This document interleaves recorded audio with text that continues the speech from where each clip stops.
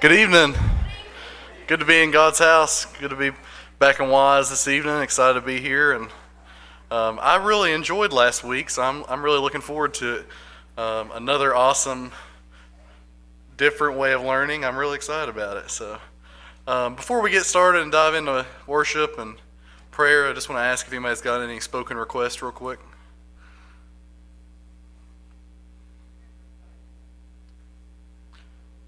Okay, let's remember Thurston, please.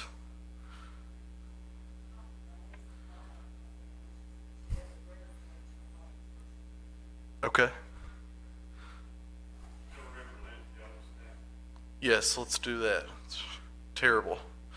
The family of Lindsay Oaks.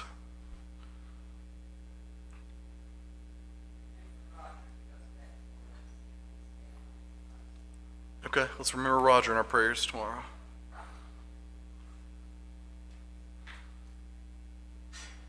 Be anyone else? Okay. I just had a quick request. We're going on our yearly youth retreat next weekend, so just keep the youth in your prayers, and just praying for a safe trip while we do that. If no one else, I'm sure we all have unspoken.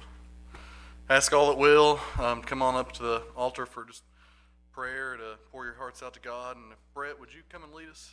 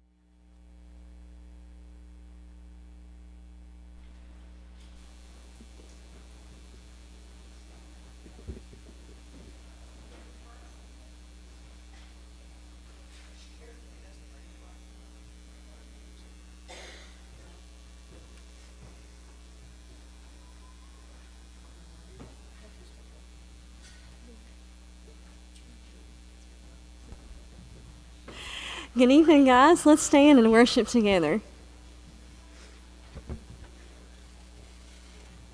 You were the Word at the beginning, one with God the Lord Most High.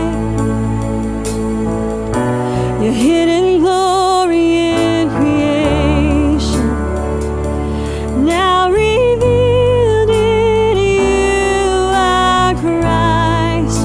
What a beautiful name it is. What a beautiful name.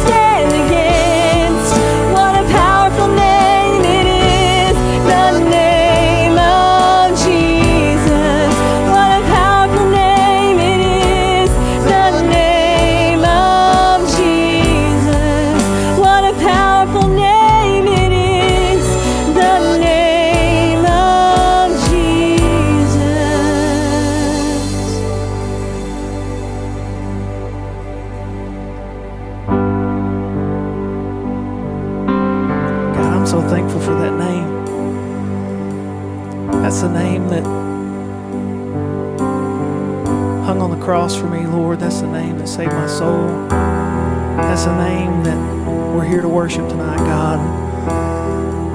Let that be the only reason we're here. Simply to spend time in your word and to hear from you, to celebrate you and how awesome you are. Have your way tonight, Lord. Amen. The splendor of the King, clothed in majesty, let all the earth rejoice, all the earth rejoice. He wraps himself in light, and darkness tries to hide, and trembles at his voice, and trembles at his voice. How great is our God! Sing with me, how great is our God, and all will see how great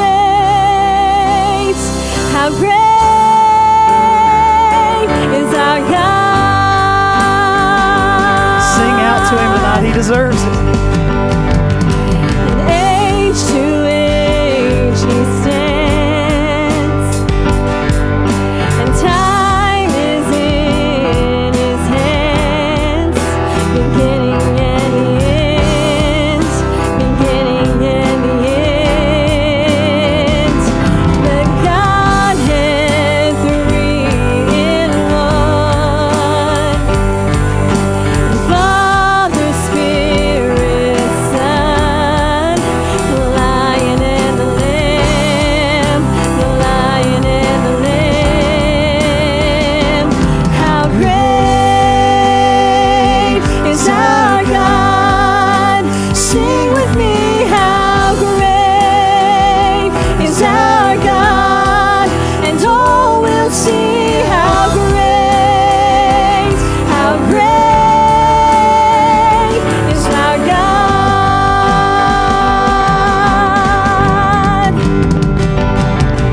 The name above all names, you are worthy of all praise.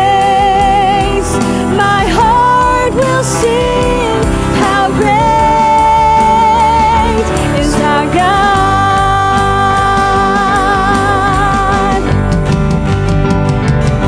The name above all names, you are worthy of all praise, and my heart will sing, how great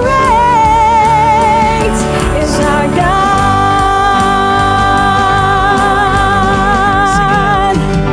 and how great is our God.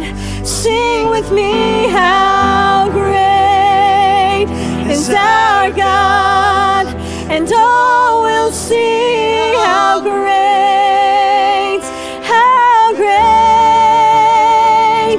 is our God.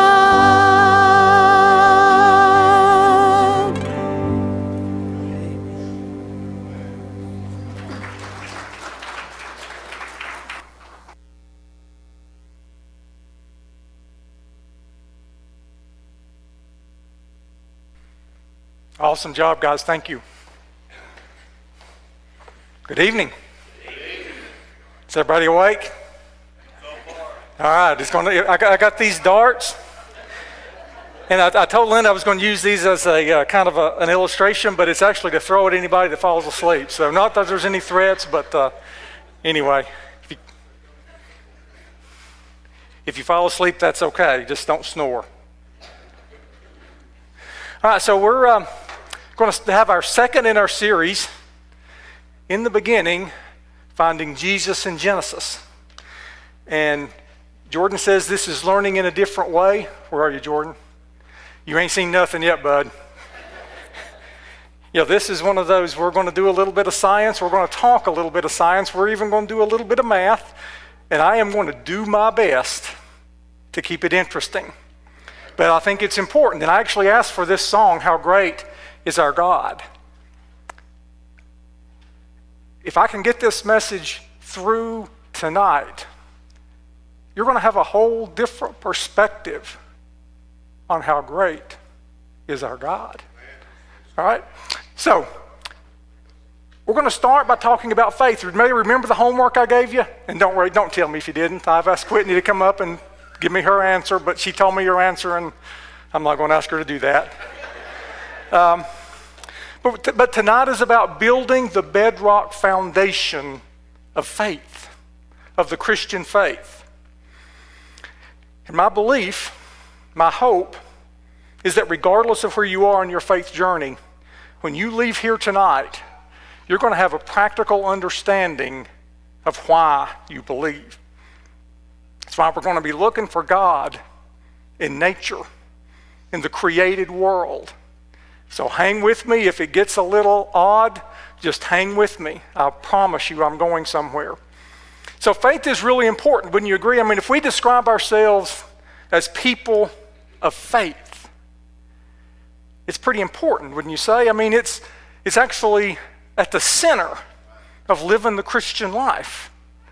So I thought since tonight is really about building that basic foundation of faith, we ought to spend just a little bit of time and really get to a crisp definition of what is faith. What is faith?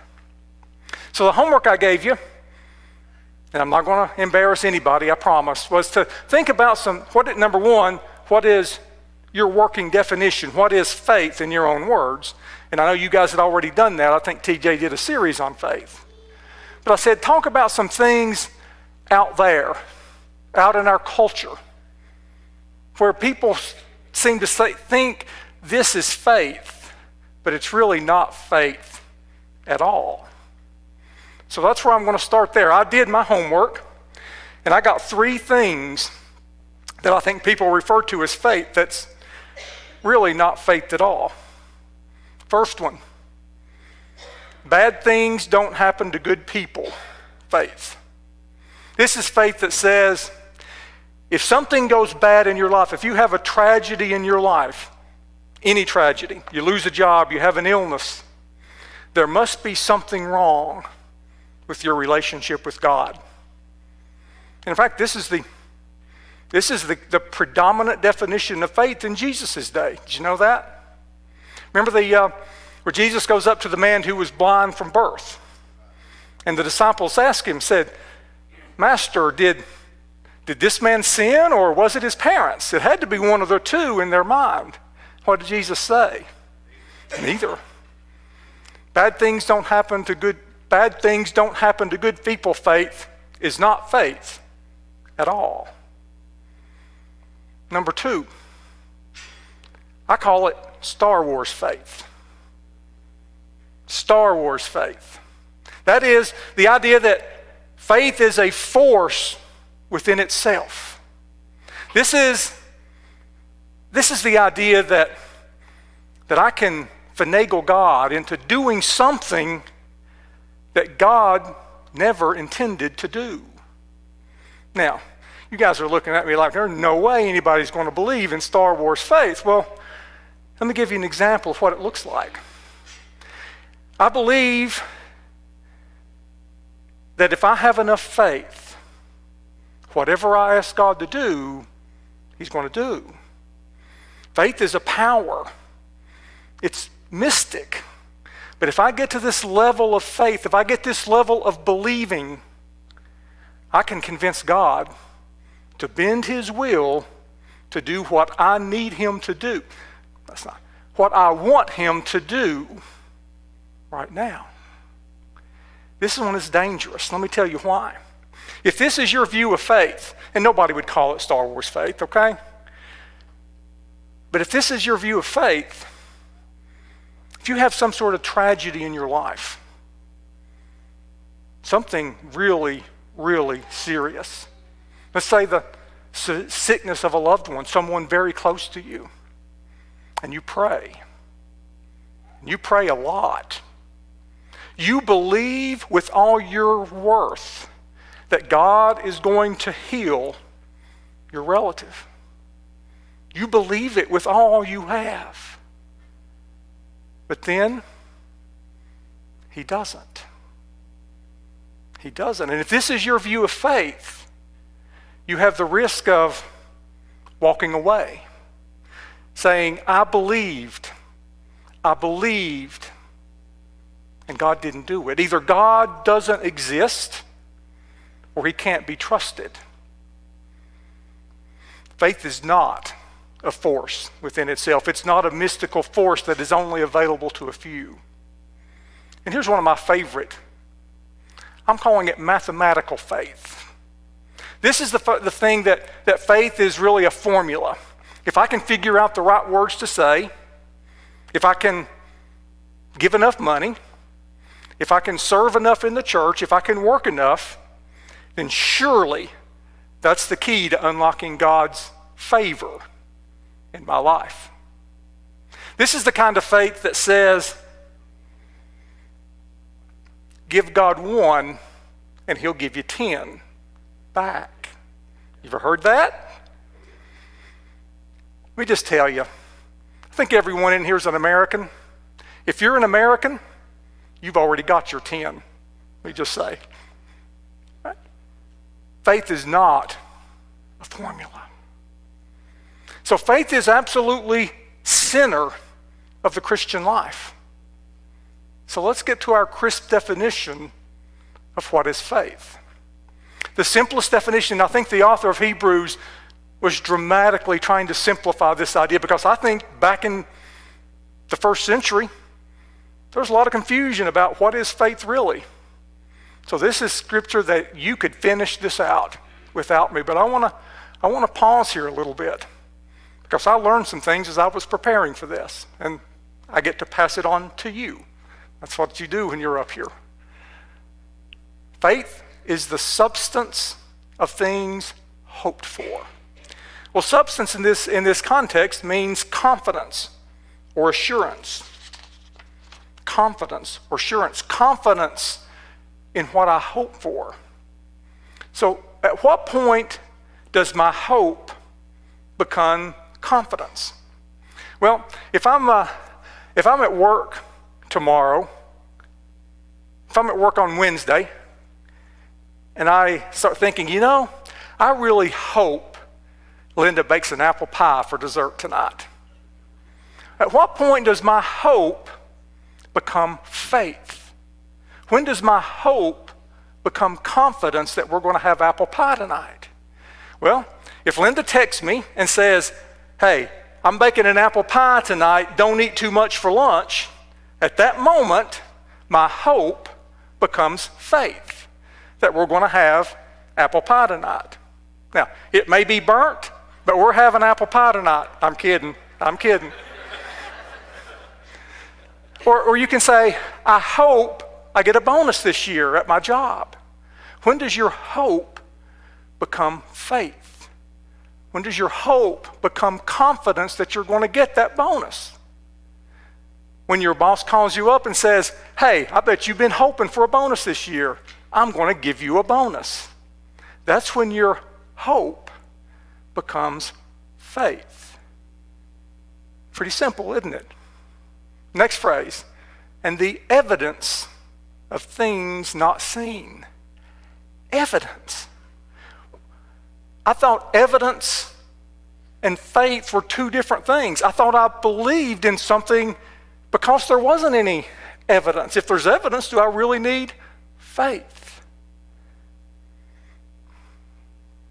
What the author of Hebrews is saying is that we don't believe just because we believe.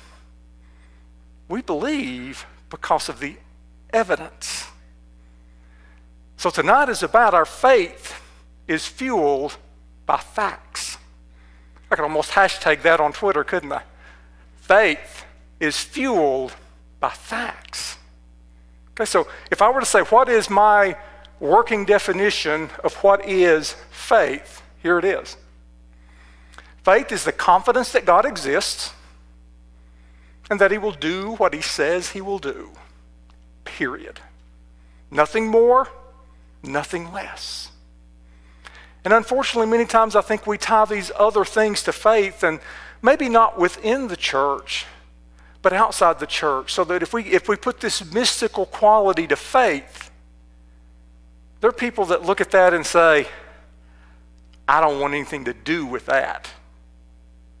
But faith, at least according to the author of Hebrews, is confidence that God exists and that he will do what he says he will do. Period. Now I want you to listen carefully to this next sentence. It's going to be a different thing. We don't believe in God because of faith. We don't believe in God because of faith. We believe in God because of the evidence. That's what Hebrews is saying. Evidence of what we don't see. It's not that we believe in God because of faith. We believe in God. We have faith that God exists because of the evidence. And tonight is about the evidence. And some of the things that we're going to uncover, if you can hang with me through some fairly complicated things, we're going to prove my belief beyond any beyond any shadow of a doubt that there's a God. Beyond any shadow of a doubt, there's a God. That's the reason I picked a couple of the more complex examples, because it removes any doubt. All right? So I hope you're sitting up with that, and I hope you hold me to that. So building our confidence based on the facts is what tonight is all about. Our faith is not a blind faith. So before we do that, I want us to take a quick look at the first chapter of Genesis. I'm going to give you the highly summarized, paraphrased version in my own words. I encourage you to read it on your own. But we got a lot of ground to cover tonight, and so I'm going to give you this really quickly. So if you remember from last week, we looked at the first day of creation. We saw the creation of time, space, and matter. We also saw some things about the nature of God. We saw that God is creator of all things, that his Spirit energizes all things, and that his word reveals all things. We saw that God chose to reveal himself to us, and that his creation has a purpose. So let me give you this 3-minute summary of the creation week, of the 6 days of creation. So in the beginning, God created the heaven and the earth. The earth was without form, void, darkness was on the face of the deep, and the Spirit of God moved on the face of the waters. And God said, "Let there be light." And there was light. God saw the light that it was good, and he separated the light from the darkness. The light he called day, the darkness he called night. And there we have the first day. Then God said, "Separate the waters above from the waters below." Now let's call it sky. And there was evening and morning, the second day. And God said, "Separate the waters under the sky into one place to reveal dry land and form the seas." And God saw that it was good. "Let the dry land produce plants and trees, fruit-bearing plants and seeds. Let them reproduce after their kind." And God saw that it was, come on. God saw that it was, thank you. And there was evening and morning, day 3. Then God said, "Let there be lights in the sky to separate day from night. This is how time will be marked, days and months and years and seasons." And God made 2 great lights, the greater to rule the day, the lesser to govern the night. And he made the stars also. And God saw that it was, and there was evening and there was morning, the 4th day. And God said, "Let the water teem with living creatures, and let birds fly in the sky." So God created everything in the sea and every winged bird. And God saw that it was. God blessed them and said, "Be fruitful and multiply, and fill the seas and the sky." And there was evening and there was morning, the fifth day. And God said, "Let the land produce living creatures according to their kind, wild animals and livestock and dogs and cats and deer and bear, all kinds of animals." And God saw that it was. Then God said, let us make mankind, people, in our image, in our likeness. So he created man and gave him dominion over the earth.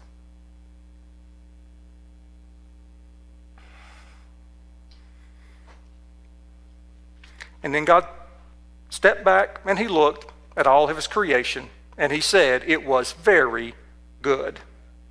And there was evening and morning, the sixth day. Then God rested. Something interesting here that as I've studied this, actually the reason I've got them in two columns, the first 3 days God creates and he separates. In the last 3 days, he feels what was separated. What I mean is, if you look, the sun, moon, and stars on day 4 feel space that was created on day 1. The birds and fish on day 5 feel the sky and water that was created on day 2. The animals and people on day 6 feel the land that was created on day 3. It appears there was a plan. So at this point, the natural world is complete. God has finished his creative work. And his crowning creation is you, is people. And he says that people are created in his image, after his likeness.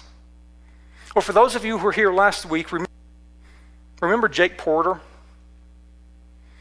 You know, we said that deep down we all long to live in a world that's not dominated by the biggest, the strongest, the richest, or the most powerful. Deep within us, we long to live in a world that's dominated by love, that's dominated by grace. That's part of the image of God in you. That's where that feeling comes from, because it's not natural. It's beyond natural. And we're going to look at two more things in you that are part of the image of God in you tonight. One of those is people are curious. People want to learn about the world around them. And I have to admit, there are some people that are more extreme in this example than others. The most extreme example I've ever read about goes back into history. And it's a man by the name of Ernest Shackleton. In the winter of 1914, Ernest Shackleton placed the following advertisement in a London newspaper.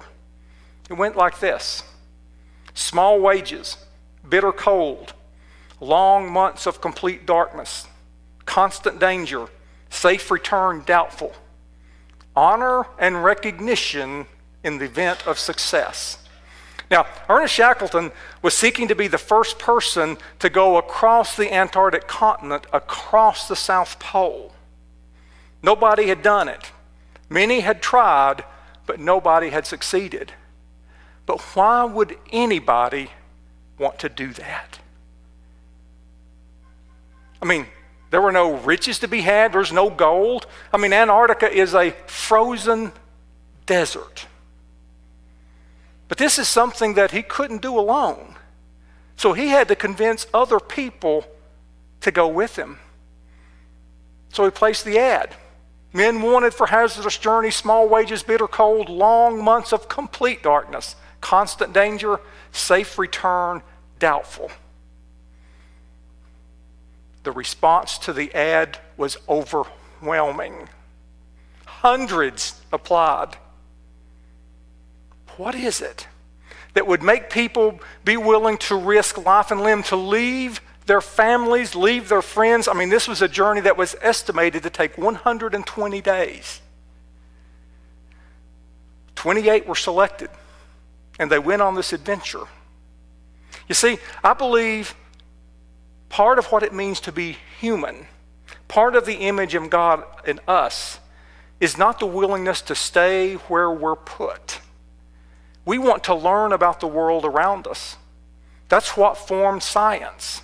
Science is largely the study of the natural world. It's deep within us.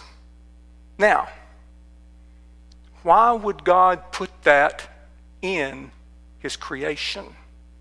Why would He want you to be curious? Why would He want the human race to want to learn about creation as opposed to just exist in it?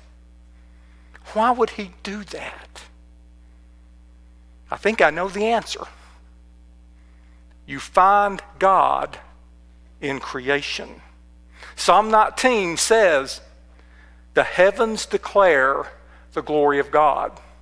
The skies proclaim the work of His hands." You see, I used to think that it was difficult to find God in creation. Not anymore. You know, when we're about to get to Easter, and you know, if you have little children and you take them on Easter egg hunts, or you hide Easter eggs in the backyard, you basically throw them out into the backyard, right? You don't hide the eggs at all. I think that's what God's done in nature. The only way we don't see God in creation is if we don't look. So He's put in us the desire to learn about nature. See, that's not natural, right? I mean, natural is survival. I do what I have to do to survive. It's self-preservation. I don't risk myself for anything. Yet we see examples all over the human race where we risk ourselves to learn about creation. I mean, think about the guys that put themselves on the Apollo moon rocket. We are a curious bunch. So let's test Psalm 19. Let's just see if it's true. The heavens declare the glory of God. Well, here's what our human curiosity has learned about the universe. The universe is huge, almost beyond my ability to describe it to you. There are 70 sextillion stars. That's 70 with 21 zeros. Now, all you can look at that and say, that's a big number. Even by the national debt, that's a big number. All right? So let me give you this illustration that help me at least understand the size of that number and the size and grandeur of the universe. So let's pretend that every star in the universe is represented by a grain of sand. So the stars that you could see on a cold, dark winter night, if you go out into a really dark sky and look up, you would see enough stars to fill this thimble with sand. Okay? Several thousand, okay?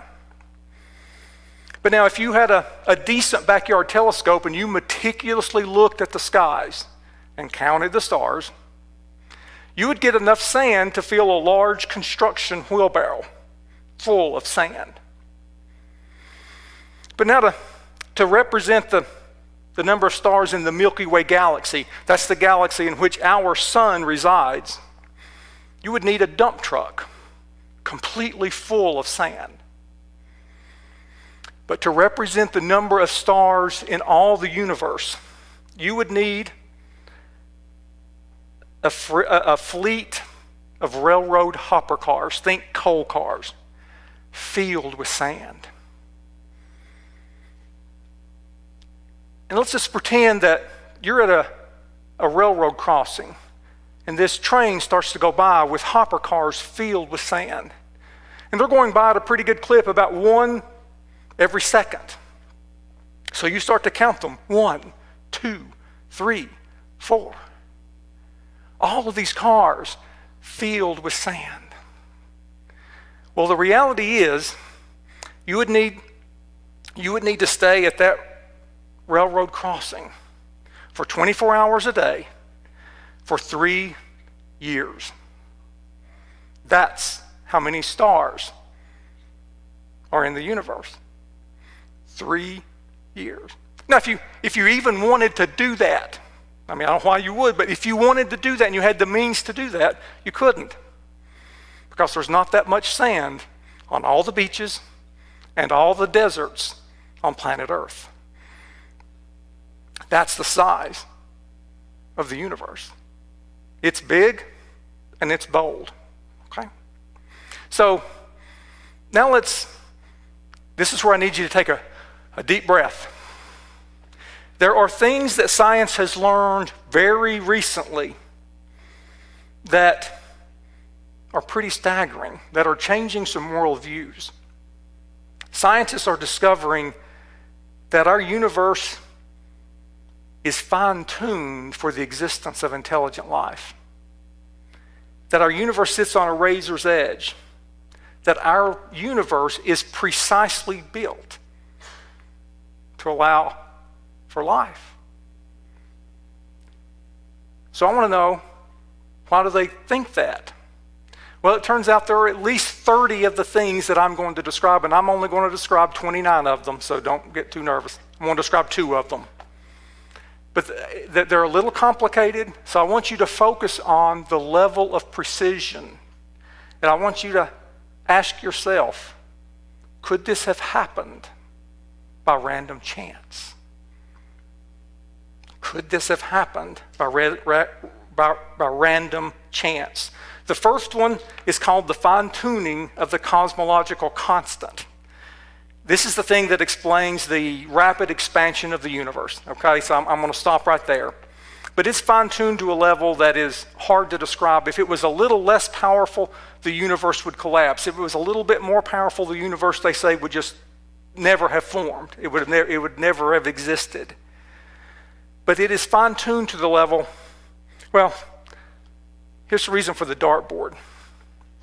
So let's say that I were to try to throw this dart at this dartboard.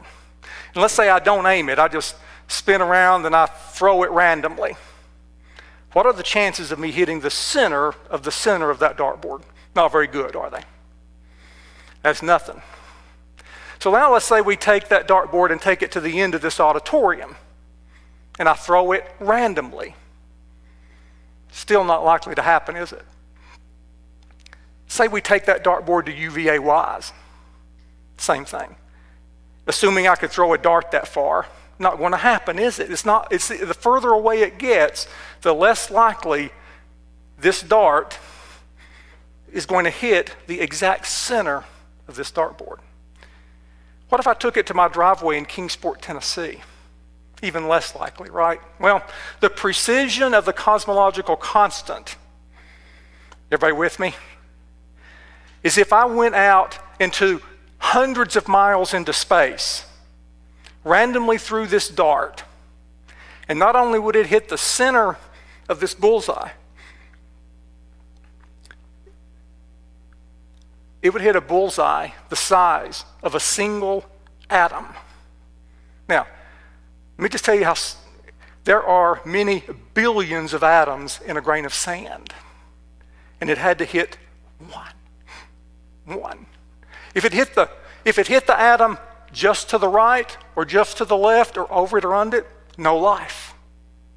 That's the precision of the cosmological constant. Could that happen without help? Could that happen by random chance? I don't think so either. Let me give you one more. It's called gravity. Come on up, my assistants can come on up now. So, gravity is fine-tuned to a similar level of precision. If it was changed just a single fraction smaller or weaker, it would not allow complex life to exist. So let's go ahead and set, and I got this rope. This rope is 25 feet long. And I'm missing part of my illustration.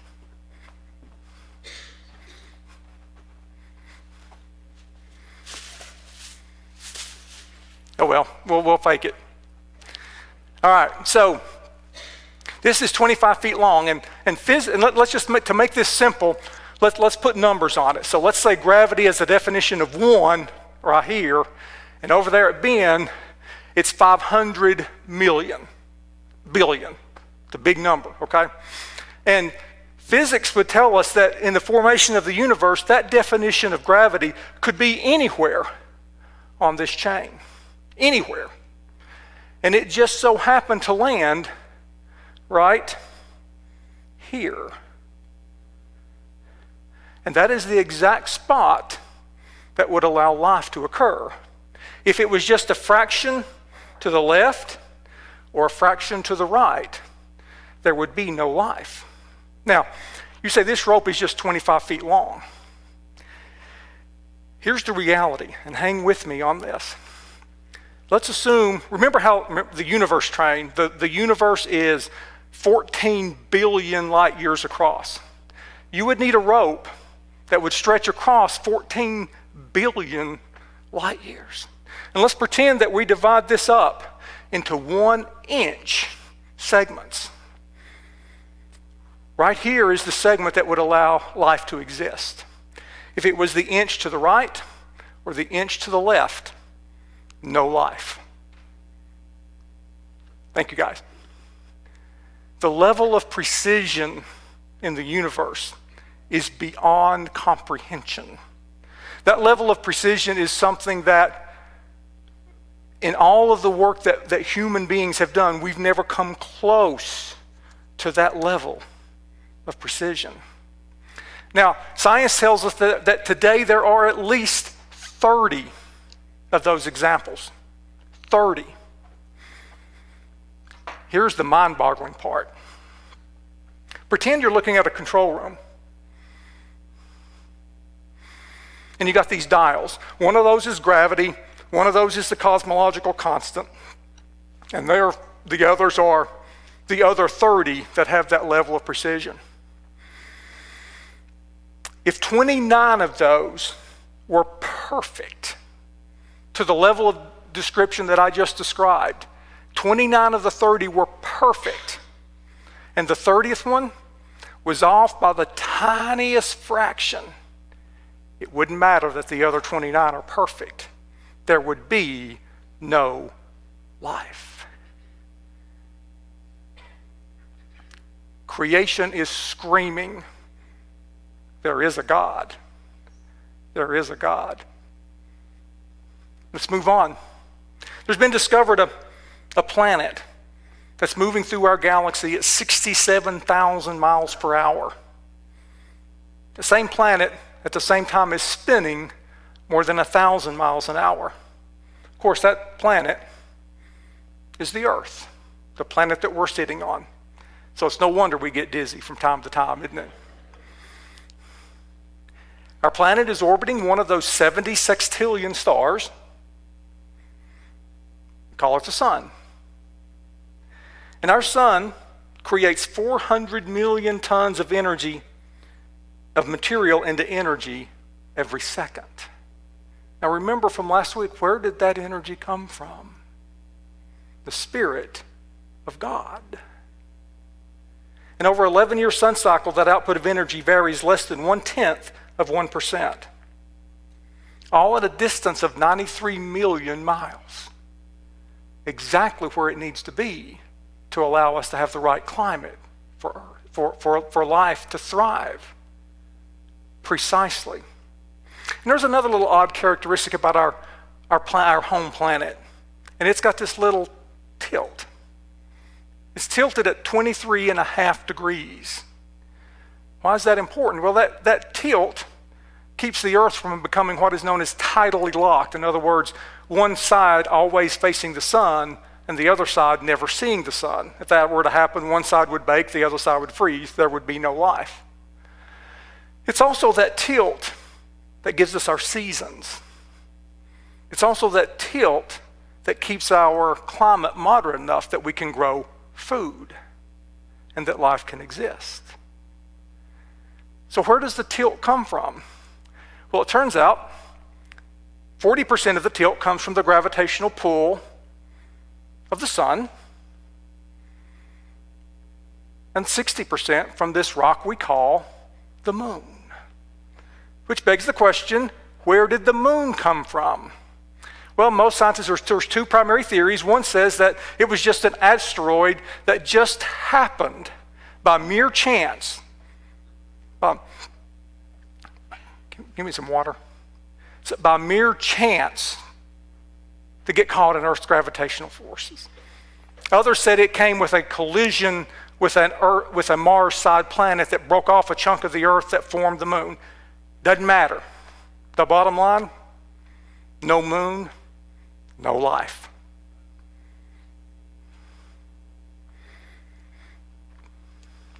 You guys are hanging with me really good. I'm happy about that. And here's one that I've added since I've talked about this. How many of you were able to see the total eclipse August? Did you go somewhere? I mean, I'm not talking about the 99% variety. I'm talking about the full-on 100% variety. Anybody get able to see that? Linda and I went to see it. And let me tell you, there's another one coming in the middle of the country in 7 years or so. Get there. One of the most awe-inspiring things I have ever seen. It had a spiritual nature to it. I'm just telling you. When you got to that totality, you take the glasses off and you see the sun's corona, absolutely incredible. But here's something I learned. The moon is the sun is 400 times larger than the moon. Also, the moon is the distance from the sun to the earth and the moon to the sun is 400 times different. So in other words, that ratio being 400 times further away and 400 times larger makes them appear the same size in the sky to us. It turns out that that's pretty rare.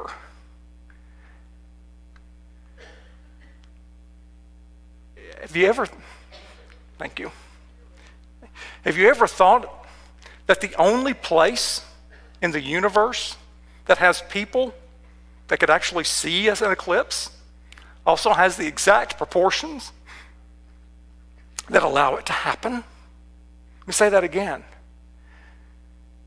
This is the only place in our solar system that this can happen.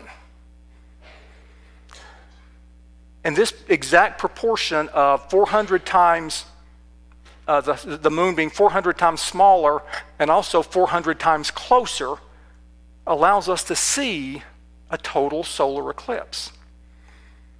There are certain scientific discoveries that can only happen during a total eclipse. Things about the nature of stars. Einstein's theory of relativity was proven during a total eclipse. So I just don't think it's a coincidence that the only place in our known universe that where you can see total eclipses is where there are people that can actually see it. All right. So I think I've laid out a case that in the grandness of the universe, indeed, the heavens declare the glory of God. Our universe is fine-tuned to support life. So let's look at life.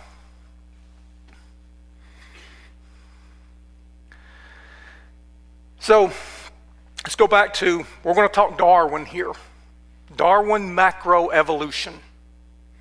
And I'm not going to spend too much time here. But here's the basics. Back in the early Earth, there was the exact right conditions, according to Darwin, that you had the right gases, the right atmosphere, the right temperatures, the right chemicals, that all came together in just the right form. Energy came at exactly the right time that the first living cell, boom, just emerged. Okay? Just happened. Life sprung from non-life. But here's the crazy part. Darwin theory says all life sprung from that first life. In other words, all life that you see around you today, including you, Darwin would say, came over billions of years from that first life by random, purposeless forces. Now, it almost sounds silly, doesn't it? So let me give you an example. Let's say I took this watch and I meticulously took it apart. All the pieces, I took it apart. And then I put all the pieces in this box. I don't know who the most energetic person is in here. Maybe it's Ethan or something. But no, you can stay there.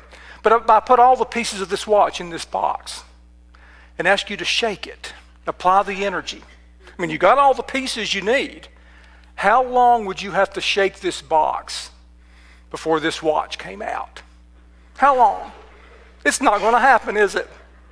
How much more complicated is life than this watch? Silly.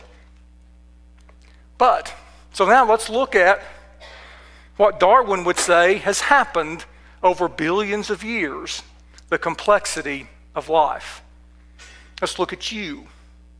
Do you know that there are trillions of individual cells that make up you? You have billions of brain cells, none of which are the same. While you've been sitting here listening to me, roughly 2 billion of your cells has died. And your body has replaced those 2 billion cells with no conscious effort on your part. That fact alone gives us cause for wonder, doesn't it? Well, here's one of those simple questions. How does your body know to make more of you? I mean, forget that.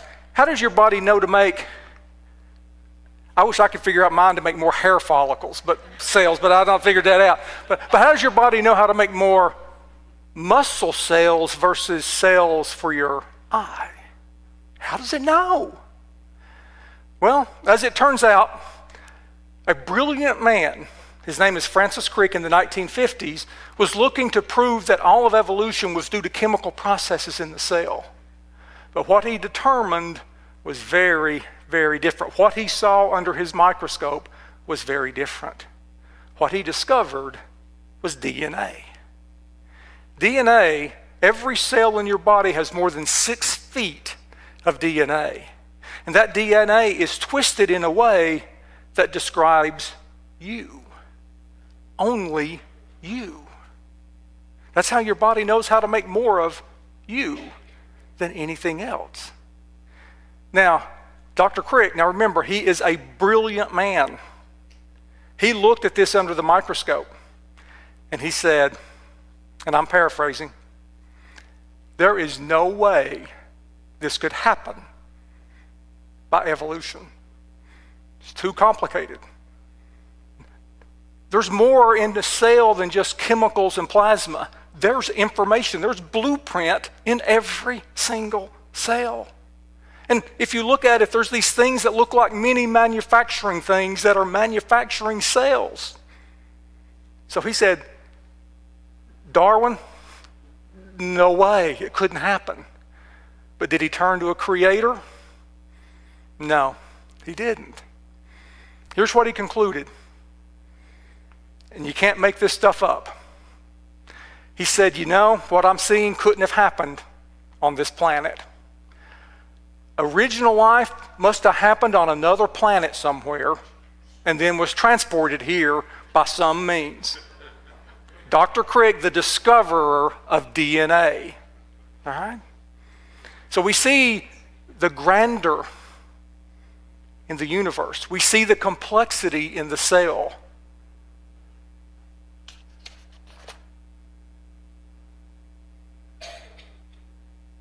Creation is screaming, there is a God. And I'm wrapping up here. So let me give you the other thing that's part of being in the image of God.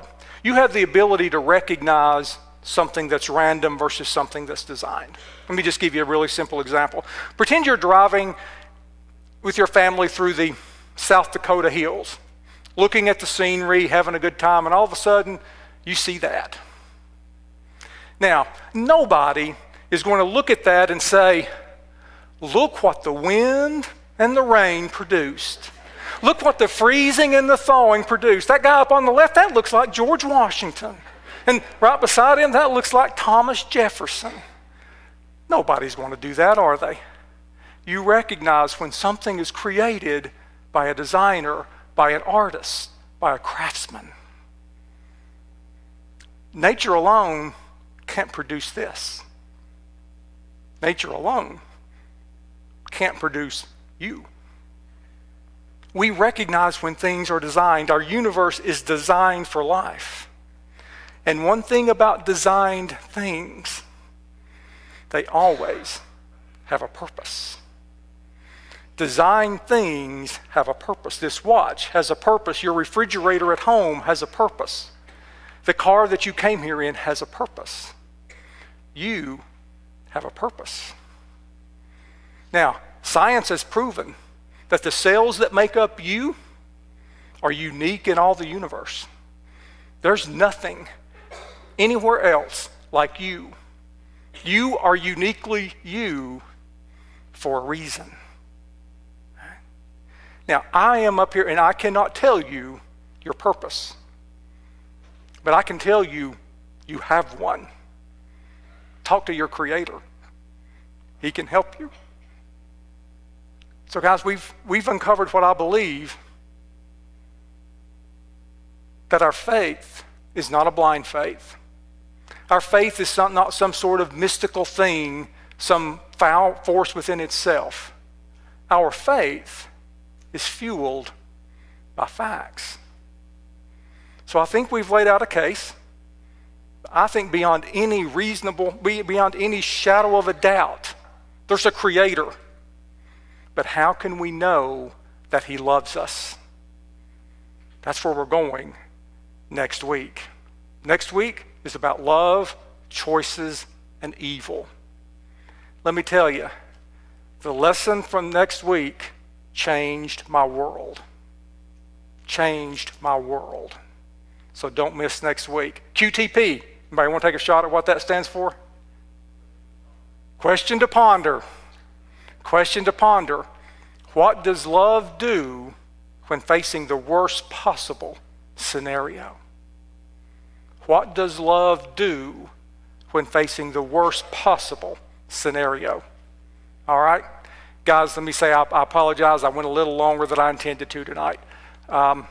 If anybody wants to talk about any of this, or anybody wants to talk or pray about something, I'll be hanging around up here up front for a little while. Should I just dismiss or...